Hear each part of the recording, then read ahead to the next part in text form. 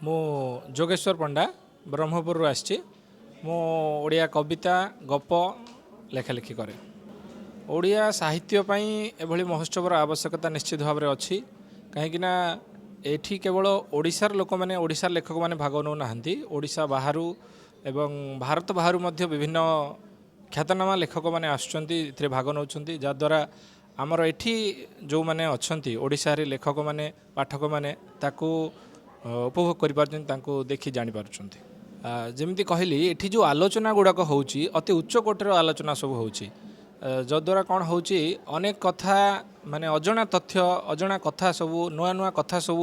आमर पाठक माने लेखक माने जानि पारछंती तेणु यह निश्चित भाव में अन्य साहित्य महोत्सव अपेक्षा नियारा युव लेखक मानक पई मोर वार्ता रहिबो जे ए महोत्सव को आसंतु ए महोत्सव निश्चित भाव में एक प्रेरणादायी महोत्सव एठू बहुत गुड़े भल भल लेखक आसुचंती जो माननठू आमे बहुत किछि शुणी जानि परिवा एवं प्रेरणा पाई परिवा।